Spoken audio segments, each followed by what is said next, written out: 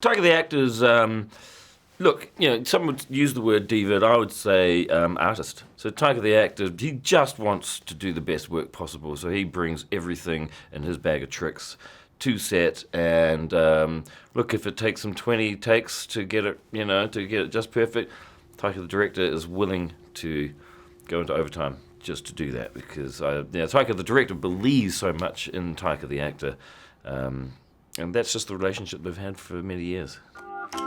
Here's Marshal Jojo. You're a top man. Prepare to leave the house.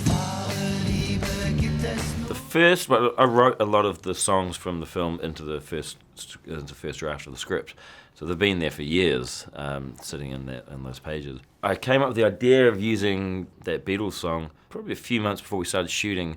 I was looking through documentaries and I was looking at all this footage from rallies and stuff. I was looking at the fans and how the women were fainting and crying and just the frenzy of the crowds, and realised, oh man, this is basically it looks like Beatlemania, except it's in Germany, and I guess Hitler was sort of like the Beatles for these guys, and that really kind of gave me this idea of maybe if I put all of that footage from those people going crazy to the song, which is actually the Beatles singing in German, that will help, I think, contemporize it a little bit, and also I think it helps to show the mindset of the country that as they went into the war, that they believed so deeply that this guy was the Messiah and he was like the greatest gift, from God, and that they were going to win this war. They were so brainwashed and in such a frenzy that I think that's what the problem was. They were closed off to actually what was actually happening. I think in a lot of these films, the war is always depicted as being very dreary and depressing, and I mean, it was, but it's like you're always seeing lots of browns and greys and blacks and muted colours, and it's desaturated. But in actual fact, in Germany at the time, there was a lot of colour going on. They were so into fashion and the latest trends, and so all Scarlett's wardrobe is sourced from the period.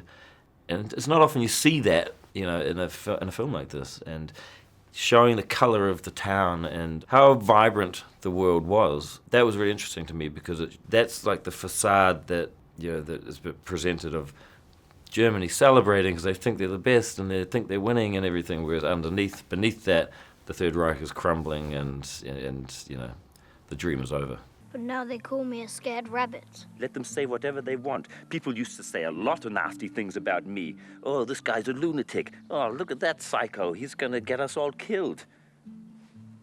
I'm fascinated with the way that kids see the world, because I feel like it's a more pure and it feels like a more honest lens to look through. In all honesty, working with kids is really hard. It's really hard. But there's different things that that come along with working with kids, but in the end it's worth it, because the performances they give, I think, outclass a lot of the grown-up performances that I've seen in movies, not just this year, but of all years. So Roman's a very sensitive kid who he's very emotionally engaged and emotionally connected, and he cares deeply about people, and that's really what you want from an actor. And so he's always asking, is it emotional enough? Did you feel anything? It's amazing, because it's kind of it's all you want, is someone who understands emotions and is in touch with them. Come on, Schittler. Let's get the move on. What the Hey! What's wrong with you? I'm worried about you, man. Are you drunk? A big influence of her character was Ellen Burstyn in Alice Doesn't Live Here Anymore, and I really think that she's one of the great solo mums that has graced the screen. And for me, the film really is a real love letter to my mother, but also to single mothers and single parents, really. Because it wasn't until I was a grown-up and had kids of my own that I realised, these parent people, they make a lot of sacrifices, and it's really hard raising a kid. So I wanted that character, I want Scarlett's character to kind of reflect that a bit. It's hard enough raising a kid, but what if your kid has been brainwashed by Nazis? And how do you try and bring them back from the brink? How do you try and keep them innocent and keep them a child and protect them from physical harm and emotional harm and intellectual harm? That sort of like doubles down on how hard her job is. Make sure he has a job and feels included. Got it? Got it. Yeah, really got it. Good.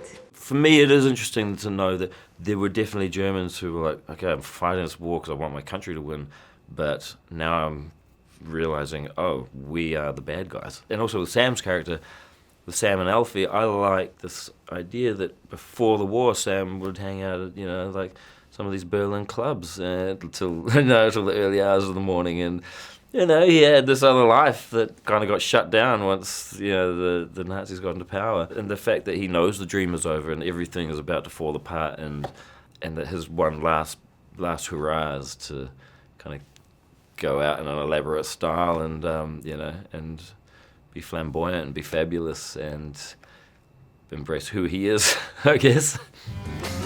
They could look just like us. Hi. It's just a hard film to figure out how to make, because I think you can really love the script, and it was on the blacklist for ages, and so it's not that it is, in my opinion, not a particularly hard film to make. It's more just a particularly hard film to commit to. Fox Searchlight, in my opinion, is like they have the biggest balls in town. They're only interested in making really good films and telling really good stories, and all of the different films that they've made are all so good. They've just got such good taste, and they're really smart. And I was really so happy that they asked me to come and make this with them. Called up and said, we really love the script, we want to make it, but we're only interested in doing it if you play Hitler, which was just ridiculous. I mean, I'm definitely not the obvious choice. Look at me. I mean, usually I wouldn't take much convincing to put myself in anything, because you see my other films, I've always put myself in them. But it made sense in that you don't want a really big star playing this role, because then it becomes about them. It becomes the so-and-so Hitler film, and they would be the only person on the poster, and all the chat would be about that, and instead of what the film was really about, which is about these kids. So I accepted the role. Cigarette? Oh, no thanks, I don't smoke. Let me give you some really good advice. Be the rabbit. The humble bunny can outwit all of his enemies.